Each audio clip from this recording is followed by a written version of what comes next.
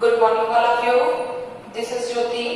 हमारी जो previous video थी वहां से हमने हमारा थ्योरी क्लास स्टार्ट किया था और उस थ्योरी क्लास में हमने क्या पढ़ा था कि जो हमारा चैप्टर है कौन सा है, पाचन की कार्यकी।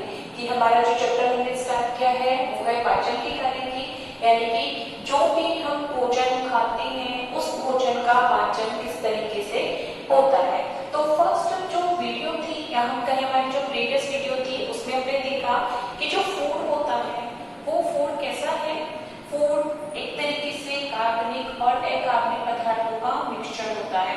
कार्बनिक पदार्थ में अगर हम देखें तो कार्बनिक पदार्थ में जैसे कार्बोहाइड्रेट, प्रोटीन, वसा और अगर हम कहें विटामिन, ये उसमें मिक्सअप होते हैं। और अकार्बनिक पदार्थों में यदि हम कहें तो मिनरल्स यानी कि खनिज लवण इत्यादि उसमें होते हैं। तो जब ये इतने सारे पदार्थ मिलकर किसी भोज्य पदार्थ को यानी कि किसी भोजन में उपस्थित है तो कैसा हो गया, फूड बहुत ही कॉम्प्लेक्स हो गया। ठीक है, तो उस कॉम्प्लेक्स फूड मटेरियल की कैसा हो गया, एक जटिल भोज्य पदार्थ हो गया। तो उस जटिल भोज्य पदार्थ को जो हमारे अब हम क्या करते हैं, फूड खाते हैं, फूड को हमने खाया यानी भोजन को हमने खाया, भोजन के खाने से हमको क्या मिलती है, ऊर्जा मिलती है। तो जो भोज्य पदार्थ है वो भोज्य पदार्थ सीधे ही हमको ऊर्जा नहीं दे सकते। तो इसलिए क्योंकि वो कैसे हैं, उनका संगठन कैसा हुआ, जटिल हुआ। तो वो जो जटिल भोज्य पदार्थ है उनको किसमें, सरल भोज्य पदार्थ में, ऐसे सरल भोज्य पदार्थ जो कि किसके माध्यम से, ब्लड के द्वारा, रक्त के द्वारा क्या किए जा सकते हैं, एब्जॉर्ब किए जा सके। उन सरल भोज्य पदार्थों में तोड़ना ही क्या होता है, पाचन कहलाता है। तो यहाँ तक का जो मैटर था वो हम हमारी प्रीवियस वीडियो में कर चुके हैं। ठीक है, तो यहाँ तक हमने क्या किसके लिए बात की थी कि बॉडी को क्या चाहिए होती है, एनर्जी। एनर्जी हमको किससे मिलेगी, भोजन से। ठीक है, और उस भोजन को हम क्या करते हैं कि जो जटिल भोज्य पदार्थ है उसको हम किसमें बदलते हैं, सरल भोज्य पदार्थ में बदलते हैं।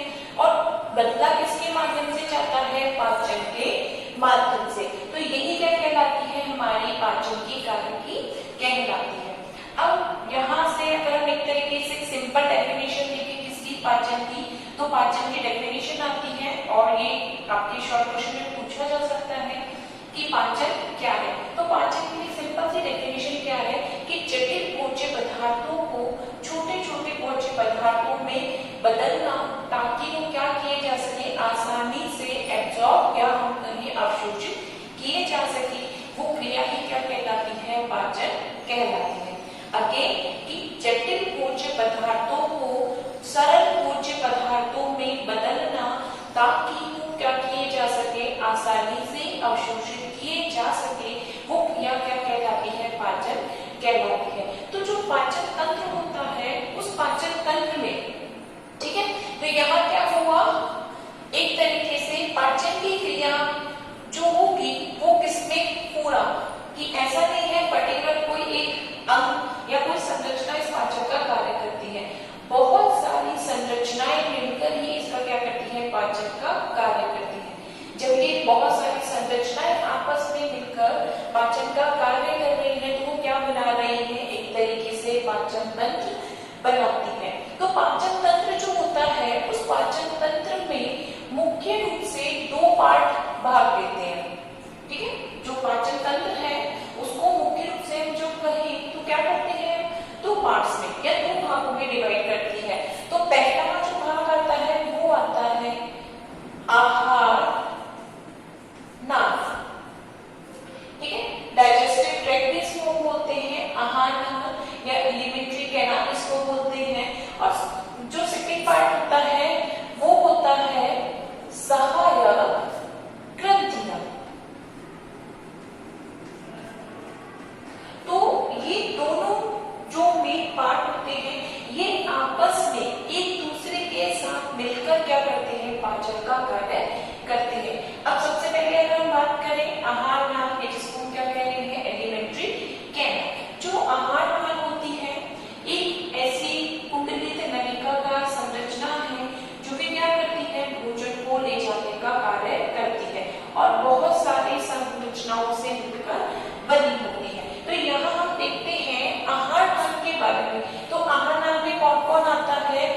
एक आता है मुख व मुख गुहा। ठीक है, क्या हुआ, कहां से स्टार्ट हो रही है, मुख व मुख गुहा। जो हमारी आहार नाल है वो कहां से, मुख से प्रारंभ होती है और कहां पर, गुदा पर जाकर समाप्त होती है, यानी कि एनएस जो होती है वहां तक ये प्रेजेंट होती है। तो पहला जो पार्ट हो गया वो कौन सा हो गया, मुख व मुख गुहा। सेकेंड अगर हम बात करें तो वो होता है हमारी ग्रसनी, या जिसको हम क्या कहते हैं, फेरिंक्स भी कहते हैं। तीसरा जो पार्ट होता है वो होता है हमारा ग्रसिका, या हम कह सकते हैं ईसोफेगस। ठीक है, नेक्स्ट जो हमारा अगर पार्ट देखें तो वो क्या होता है, अमाशय। फिर हम अगर हमारा पार्ट देखते हैं तो लास्ट जैसे आता है अमाशय, आंत। और आंत जो होती है, आंत को हम कहें छोटी आंत, बड़ी आंत में डिवाइड होती है। और इसके बाद अगर हम देखते हैं तो क्या आ जाता है, हम कहें मलाशय। और जो कि क्या होता है, मलाशय गुदा द्वार द्वारा बाहर निकलता है, यानी कि यहाँ पर एक तरीके से कहें जो मलाशय है वो जो उत्सर्जित पदार्थ है उनको, जो अपशिष्ट पदार्थ होते हैं, उत्सर्जित करने वाले जो पदार्थ होते हैं उनको शरीर से बाहर निकालने का कार्य करता है। तो ये बेसिक क्या होते हैं, पार्ट होते हैं किसके, एलिमेंट्री कैनाल, या जिसको हम कहते हैं आहारनाल के। तो आहारनाल क्या है, एक नलिका का संरचना है।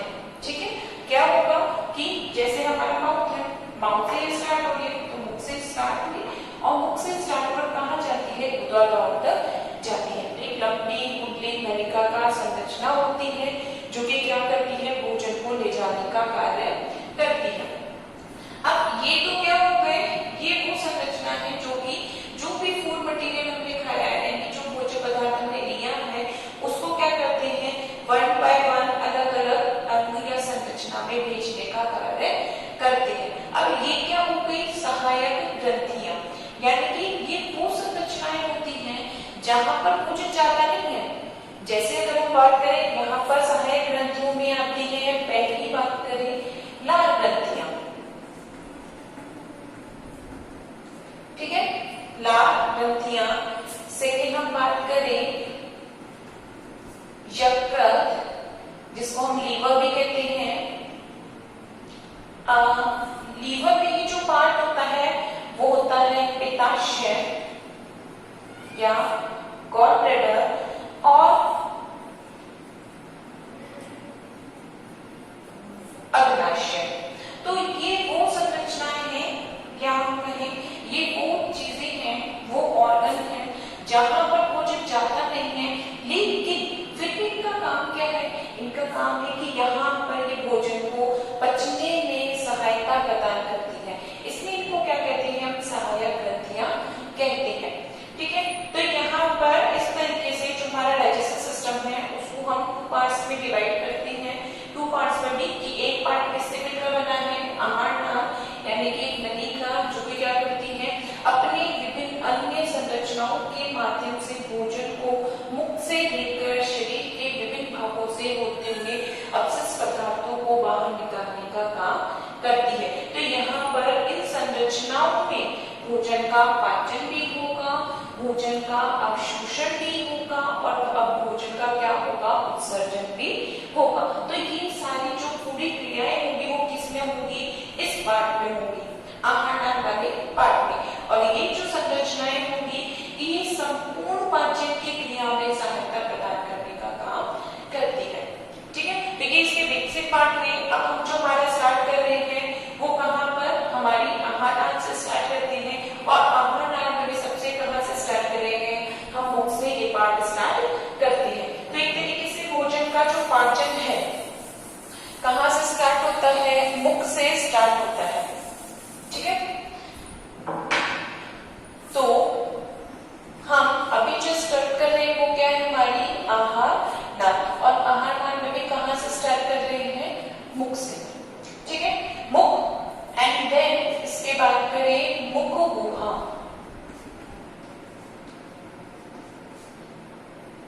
मुख, अब जब हम माउथ की बात करते हैं, यानी कि माउथ यहाँ से मुख खा रहे हैं। ठीक है, हमने भोजन को कहां से खाया है? मुख से खाया है। तो वो कहां पे, मुख कहां पर होगा? जो माउथ होता है या मुख होता है वो किससे मिलकर बना हुआ है? ऊपरी व निचले ओष्ठ के माध्यम से। ठीक है, इससे है ऊपरी व निचला जबड़ा होता है, सॉरी ऊपरी व निचले जबड़े लिप्स होते हैं जो कि क्या बनाते हैं? हमारा माउथ को बनाते हैं। उसके आगे का पार्ट मुख, यानी कि जो हमारे लिप्स है उसके आगे का पार्ट क्या बनाता है? मुख गुहा कहलाता है। या इसको हम क्या कहते हैं? ओरल कैविटी भी कहते हैं, या इसको हम क्या कहते हैं? मुख गुहा या वोकल कैविटी भी कहते हैं। जैसे कि डायग्राम है हमारा, तो डायग्राम में कहा हुआ यहाँ ये जो है इसका क्या है? माउथ है, मुख भाग है, और मुख जो होता है वो उसके यहाँ पर आगे जो स्टार्ट होता है ये क्या कहलाता है? ये पार्ट हमारा कहलाता है मुख गुहा या वोकल कैविटी कहलाता है। जो जब भोजन माउथ से अंदर कहाँ आता है? मुख गुहा में आता है। तो भोजन में दो क्रियाएं होती है। ठीक है, तो पाचन की यहाँ पर मुख गुहा में दो क्रियाएं होती हैं। भोजन का एक तो यांत्रिक विधि के द्वारा एंड सेकेंड हम कहें रासायनिक विधि के द्वारा।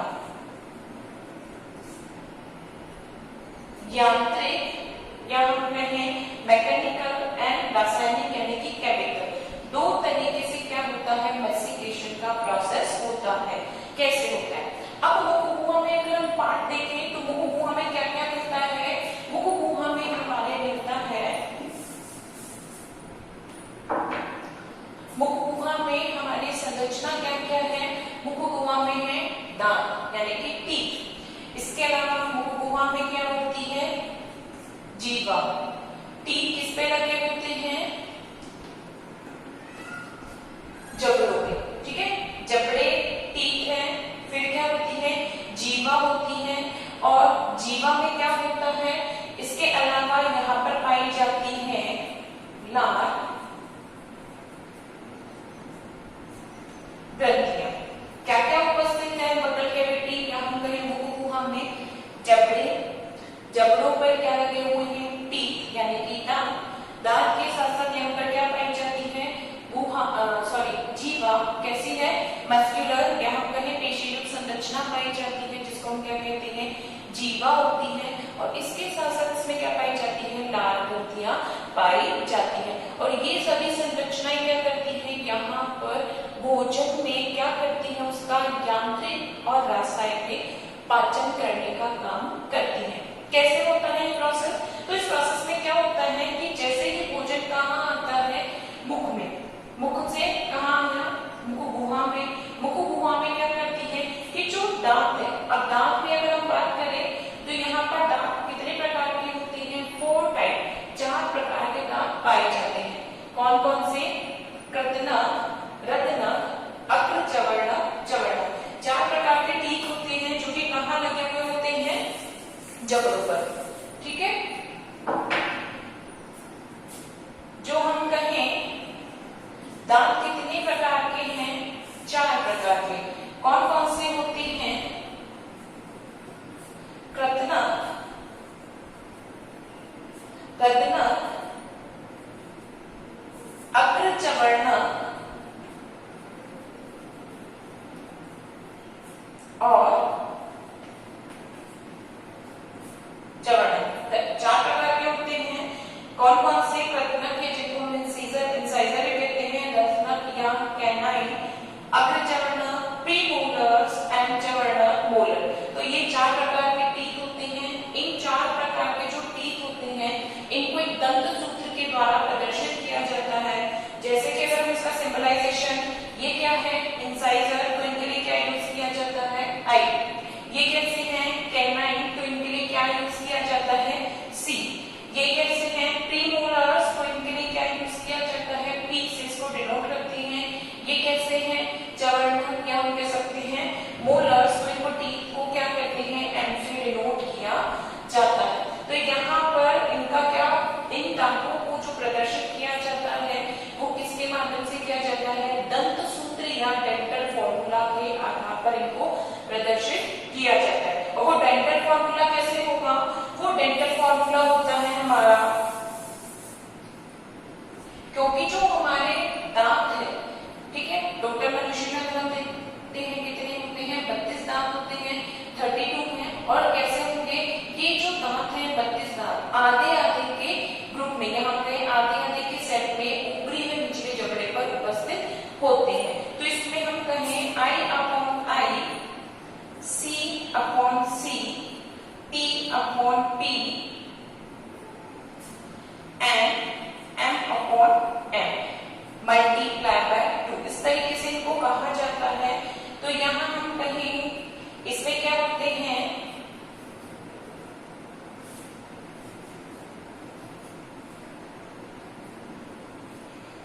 मल्टीप्लाई बाय 2 कितने हो जाते हैं, 2 1 यानी कि 3 6 एंड 2 8 अपॉन 8 यानी कि 1 क्या होगा, या हम कहें मल्टीप्लाई बाय 2 तो क्या हो जाते हैं, टोटल 32 टीथ होती है। तो इस तरीके से ये दंत सूत्र है, डेंटल फॉर्मूला, जो कि क्या दिखाता है, ऊपरी व निचले जबड़े में दांतों की स्थिति को प्रदर्शित करता है। तो इस तरीके से क्या कर सकते हैं हम, और भी एनिमल्स का क्या निकाल सकते हैं, दंत सूत्र भी निकाल सकते हैं, ठीक है। इसके अलावा अगर हम बात करें जो मनुष्य होता है कि अगर हम जनरल एक इंट्रोडक्शनरी बात करें तो कुछ जीव ऐसे होते हैं जिनके जीवन में जो दांत है वो कब आते हैं, केवल जीवन में एक बार ही आते हैं। तो वो जीव क्या कहलाते हैं, एक बार दंती कहलाते हैं। यानी उनकी पूरी लाइफ में यदि दांत अगर टूट जाता है तो वो टूटे हुए दांत दोबारा कभी नहीं आते। तो ऐसे जीव क्या कहलाते हैं, एक बार दंती कहलाते हैं, ठीक है। कुछ जीव ऐसे हैं जिनमें जो दांत है वो क्या आते हैं, जीवन की अवस्था में 2 बार आते हैं। जिसका मोस्ट कॉमन एग्जाम्पल क्या होता है, मनुष्य होता है। इनमें 2 बार टीथ कब आते हैं कि इनमें एक तो हम कहते हैं दूध के दांत, मिल्क टीथ जिसको बोलते हैं, या हम कह सकते हैं प्राइमरी जो टीथ का सेट बोलते हैं। तो उनमें क्या होते हैं, इन जीवों में एक तो आते हैं अप्रोक्सीमेटली 7 से 12 वर्ष की आयु से पहले, यानी जो इनका वन सेट होता है वो डिजेनरेट हो जाता है। और जो उसके बाद जो आते हैं स्थायी टीथ आते हैं, यानी कि फर्स्ट प्राइमरी जो टीथ होती है वो जीव के अकॉर्डिंग 6ठे महीने से, यानी कि बच्चा जब 6 मंथ का है वहां से 1 वर्ष की आयु से लेकर 3-4 वर्ष की आयु का हो गया, अप्रोक्सीमेटली 5 वर्ष की आयु तक आने लगते हैं। ये हर जीव की बॉडी स्ट्रक्चर के अकॉर्डिंग अलग अलग हो सकता है, ठीक है। तो और फिर जो फर्स्ट जो प्राइमरी टीथ जो होती है, ये प्राइमरी टीथ एक एज के बाद अप्रोक्सीमेटली अगर हम कहें 6 से 7 साल की आयु से टूटना स्टार्ट होती है, 10-12 वर्ष की आयु में टूट जाती है। और उसके बाद जो टीथ आती है वो कौन से होते हैं, स्थायी टीथ, या हम कह सकते हैं परमानेंट टीथ होते हैं। उसके बाद यदि अगर कोई दांत टूटता है तो वो दोबारा नहीं आता। तो इस तरह के जीव कैसे होते हैं, द्विबार दंती, जिनकी आयु काल में जो दांत है वो कितनी बार आती है, 2 बार आती है। इसके अलावा कुछ एनिमल ऐसे भी होते हैं जिनके टीथ अगर किसी भी वजह से टूट जाती हैं, घिस जाती हैं, तो वो बार बार रिप्लेस होते रहते हैं। तो इस तरह के एनिमल्स में अगर हम बात करें, जैसे कि हम कहेंगे स्कॉलियोडॉन, बहुबार दंती है, इनमें टीथ क्या होते हैं जो बार बार टूटते हैं, घिस जाते हैं, और वो कैसे होते हैं, बार बार आ सकते हैं। यानी जब घिस जाते हैं, टूटे हैं, तो वो दोबारा से रिप्लेस हो सकते हैं। इसके अलावा अगर हम बात करें, जो दांत होते हैं वो कैसे होते हैं, समदंती और विषमदंती। समदंती से भी यानी कि जो दांत हैं उनका आकार और संरचना हमेशा एक समान होती है, कोई भी उनमें चेंज नहीं होता। तो समदंती में क्या होगा, हम दांतों को ऐसे नहीं कह सकते कि ये इंसिजर टीथ है, ये कैनाइन टीथ है, ये मोलर है, ये प्रीमोलर है।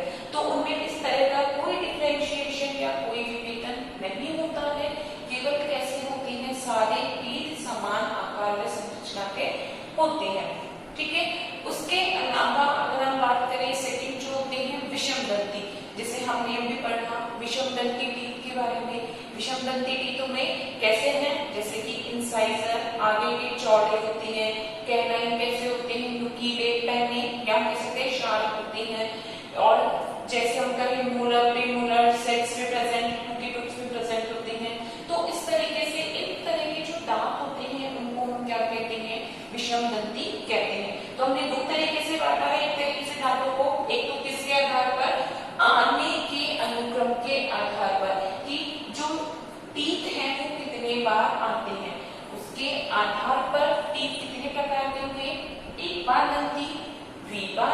दंती और बहुबार दंती। और सेकंड हमने किस पे, आकार के आधार पर हमने बांटा, और आकार के आधार पर कैसे होते हैं, समदंती और विषमदंती। समदंती यानी कि इनका कोई भी भेदन नहीं है, सारे दांत समान आकार के हैं, और विषमदंती यानी कि जो टीथ होती है वो कैसे है, वो अलग अलग आकार के होते हैं। तो यहाँ हमने इनका जनरली बात करी। अब दांत क्या करते हैं, जो भोजन हमने खाया है, ठीक है, जो भी भोजन पदार्थ हमने खाया है उसका क्या करते हैं, चर्वण करते हैं। चर्वण या जिसको हम कहते हैं मैस्टिकेशन।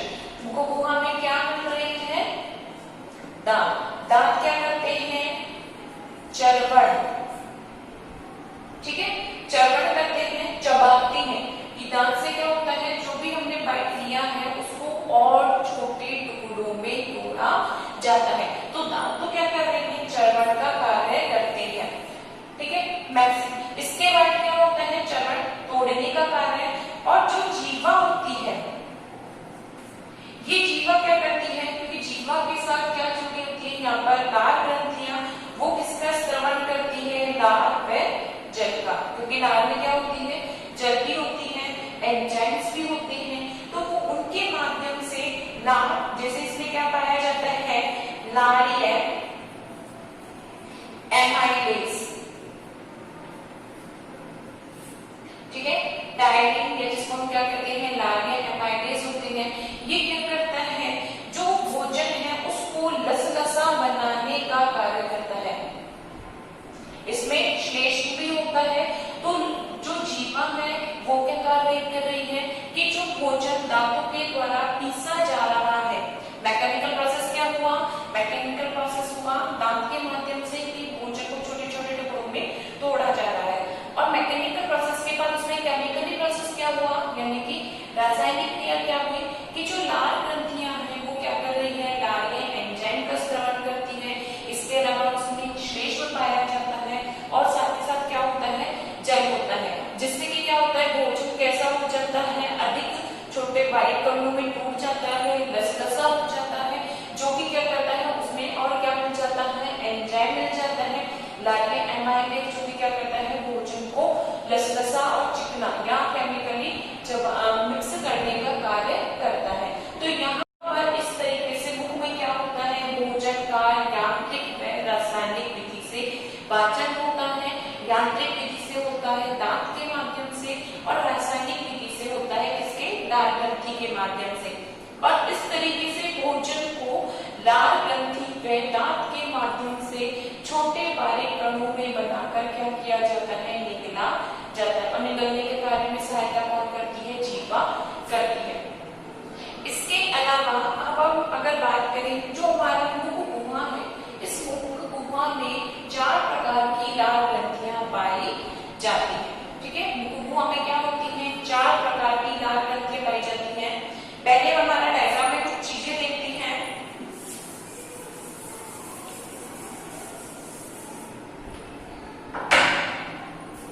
जो भोजन है वो क्या हुआ, हमारे मुख हुआ, यानी कि यहाँ पर क्या होगा, माउथ, ये क्या है, मुख। मुख से अंदर ये संरचना जो होती है ये क्या होगी, मुख गुहा, ठीक है। मुख गुहा के बाद जो हमारी आहार नाल होती है वो किस में जाती है, फेरिंक्स में जाती है। यहाँ पर एक इंपॉर्टेंट चीज और है कि जो हमारी नोज है, जो हमारी नासा छिद्र होते हैं, और नासा छिद्र से हमारी क्या जाती है, श्वास नलिका निकलती है, ठीक है। तो यहाँ पर ये दोनों एक दूसरे के बहुत पास पास होते हैं। नोज के माध्यम से क्या करते हैं, श्वसन की क्रिया कर रहे हैं, कि यहाँ से क्या हो रही है, जो वायु है वो अंदर प्रवेश कर रही है, और मुख से क्या होता है, कुछ पदार्थ अंदर प्रवेश करता है। तो जो नोज होती है, नोज यहाँ से जो अंदर जाएगी, ये क्या होती है, नेजल कैविटी या नासा गुहा इसको हम बोलते हैं, नोज से। और नेजल कैविटी आगे जाकर यहाँ एक कॉमन संरचना में खुलती है, ठीक है। इंपॉर्टेंट क्या है कि मुख गुहा और जो नासा गुहा है ये दोनों आगे जाकर एक कॉमन या हम कहें एक मेन संरचना में खुलते हैं, जो कि क्या कहलाती है, फेरिंक्स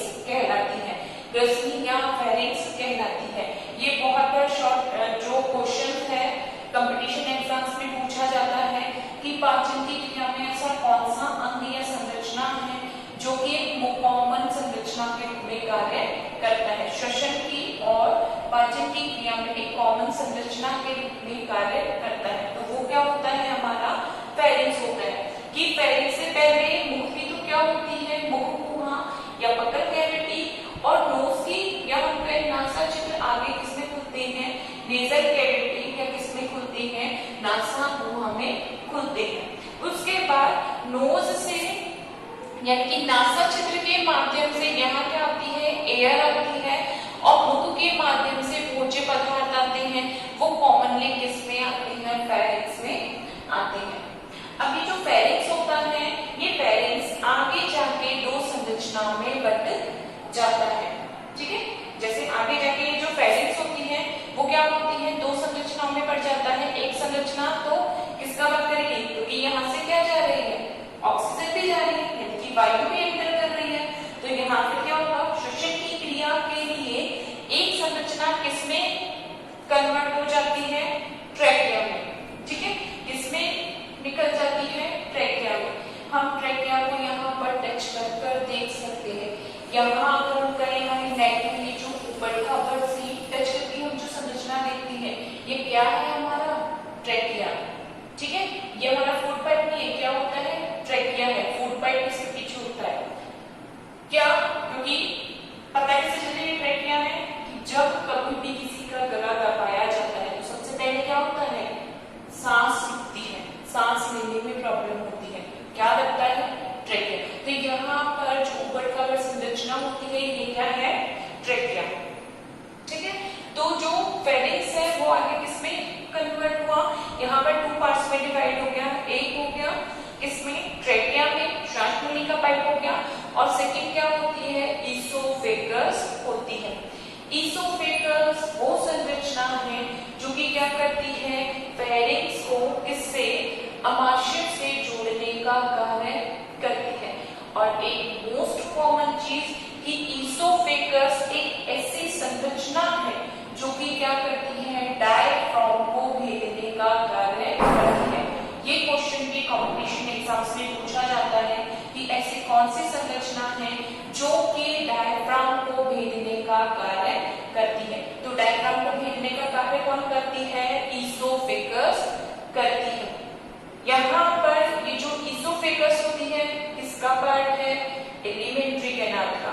तो ये ईसोफेगस कहाँ से, वक्षीय गुहा, ये हमारी क्या होती है, वक्ष स्तर पर जो पाई जाती है, वक्षीय गुहा है।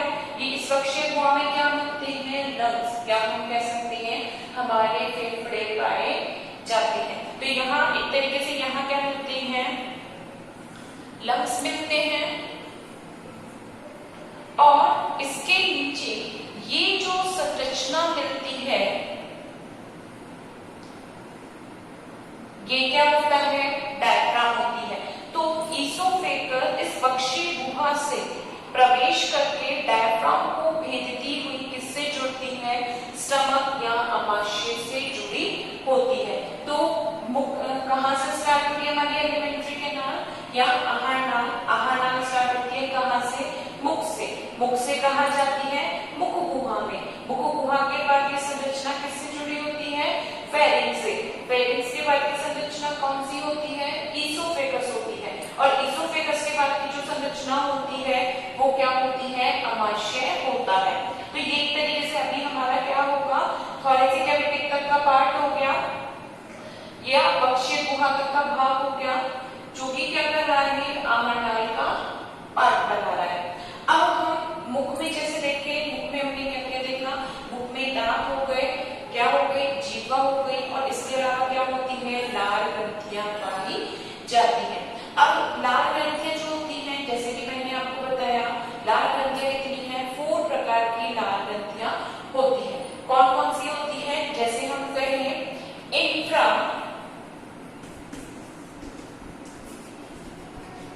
ऑर्बिटल ग्रंथि, या हम कह सकते हैं अधः नेत्रकोटल ग्रंथि।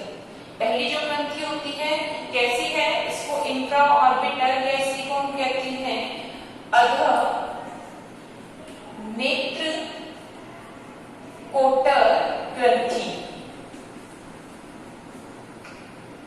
तो ये जो जैसे कि नेम ऑर्बिट, कहाँ, आईज के पीछे की ओर कौन सी ग्रंथि पाई जाती है, इंफ्रा ऑर्बिटल या नेत्रकोटल ग्रंथि पाई जाती है। ये जो नेत्रकोटल ग्रंथि होती है, इंफ्रा ऑर्बिटल ग्रंथि, वो क्या होती है, मैमल्स एनिमल्स में किसमें, मेमोबियल ग्लैंड अगर हम कहें, ठीक है, या ह्यूमन बींग्स में किसमें बदल जाती है, मेमोबियल ग्लैंड में, मोम स्रावित करने वाली ग्लैंड में या ग्रंथि में हो जाती है, या जिसको हम कहते हैं अश्रु ग्रंथि। अश्रु ग्रंथि जो क्या होती है, लैक्रिमल ग्लैंड होती है, आंसू आते हैं, जरा सा कुछ करके क्या होते हैं, आंसू आते हैं, तो अश्रु ग्रंथि या इसमें होती है मेमोबियल ग्लैंड में कन्वर्ट हो जाती है। सेकंड जो अगर हम बात करते हैं वो होती है पैरोटिड ग्रंथि, ठीक है। पैरोटिड ग्रंथि जो पाई जाती है वो कहां जाती है, कर्ण या कान के पास, जैसे कि यहाँ पर ये कौन सी है, कान के पास की जो ग्रंथि होती है वो कौन सी होती है, पैरोटिड ग्रंथि होती है। और एक कॉमन चीज और, ये जो पैरोटिड ग्रंथि होती है, क्योंकि हम किसकी बात कर रहे हैं, सभी मैमल्स की बात कर रहे हैं, या सॉरी हम एनिमल्स की बात कर रहे हैं। एनिमल्स में क्या होती है, 4 प्रकार की लाल ग्रंथियां पाई जाती हैं। और इनमें अगर हम कहें जो सांप होता है, स्नेक में ये जो पैरोटिड ग्रंथि होती है, ये ग्रंथि ही किसमें बदल जाती है, विष ग्रंथि में बदल जाती है, ठीक है। जो भी पॉइजनस स्नेक होते हैं, विषैले सर्प होते हैं, उनमें सांप का फन कहाँ होता है, हेड की तरफ, ठीक है, हेड पे होता है विष ग्रंथि, तो इसलिए उनमें क्या होती है, ये जो पैरोटिड ग्रंथि होती है कैसी है, लाल ग्रंथि है, ये लाल ग्रंथि ही किसमें बदल जाती है, विष ग्रंथि में बदल जाती है। तो 2 ग्रंथि हो गई, एक तो कौन सी है, इंफ्रा ऑर्बिटल ग्रंथि, ये जिसको हम कहते हैं अथवा नेत्रकोटल ग्रंथि। सेकंड कौन सी है, पैरोटिड ग्रंथि, जो कि कहां मिलती है, कान की तरफ। ये कौन सी है, नेत्रकोटल ग्रंथि, तो ये कहां मिलेगी, आंख के पास पाई जाती है। इसके अलावा जो नेक्स्ट आती है वो आती है सबलिंगुअल। तीसरी अगर हम ग्रंथि की बात कर रहे हैं तो तीसरी आती है सबलिंगुअल।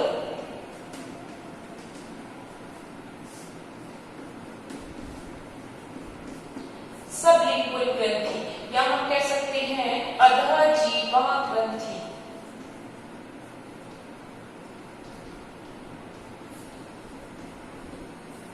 अधजीवा ग्रंथि यानी कि कहां पाई जाती है, जीवा के नीचे की ओर। और इस ग्रंथि यानी कि जीवा में क्या होती है, स्वाद कलिकाएं होती है, जिसके माध्यम से हम क्या करते हैं, भोजन के टेस्ट का पता लगाते हैं कि भोजन कैसा है, खारा है, मीठा है या नमकीन है या हमें कसैला कड़वा स्वाद है, वो सब क्या होते हैं, जीवा में मस्त स्वाद कलिकाओं के माध्यम से पता चलता है। तो ये ग्रंथि एक तरीके से कहां पाई जाती है, जीवा में पाई जाती है। और फोर्थ जो ग्रंथि पाई जाती है वो आती है सबमेंडिब्युलर।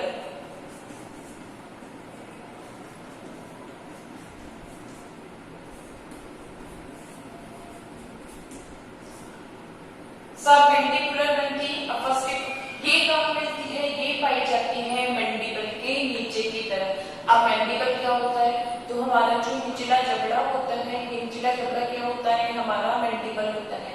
तो एक तरीके से निचले तालू के नीचे, ठीक है, ऊपरी तालू होता है, निचला तालू होता है, निचले तालू की तरफ जो ग्रंथि पाई जाती है वो कौन सी होती है, सबमेंडिबुलर ग्रंथि पाई जाती है। तो इस तरीके से यहाँ पर हमने क्या देखा कि भोजन का पाचन कहाँ से स्टार्ट हो रहा है, भोजन का पाचन स्टार्ट हो रहा है आहारनाल के माध्यम से। आहारनाल क्या है, एक लंबी कुंडलित नलिका का संरचना होती है जो कि क्या करती है, भोजन को ले जाने का कार्य करती है। ये आहारनाल किससे मिलकर बनी है, तो आहारनाल मिलकर बनी हुई है मुख गुहा ग्रसनिका, जिसको हम कहते हैं फेरिंक्स, ग्रसिका, या हम कह सकते हैं इसोफेगस, स्टमक या आमाशय। इसके अलावा क्या होती है, आंत्रिया, इंटेस्टाइन। तो ये आहारनाल के पार्ट होते हैं। यहाँ आहारनाल में भोजन सबसे पहले कहाँ से प्रवेश करता है, मुख के माध्यम से प्रवेश करता है। तो मुख में भोजन कहाँ जा रहा है, मुख गुहा में। मुख गुहा गुहा में क्या क्या पाया जा रहा है? मुख गुहा में होती है जीवा, जीवा के साथ साथ क्या होती है? दांत होते हैं। यहाँ भोजन का यांत्रिक और रासायनिक विधि से क्या होता है? पाचन होता है। यांत्रिक विधि से दांतों के द्वारा और रासायनिक विधि से किसके माध्यम से? लार में उपस्थित एंजाइम्स के माध्यम से, श्लेष्म के माध्यम से भोजन का क्या किया जाता है? पाचन किया जाता है।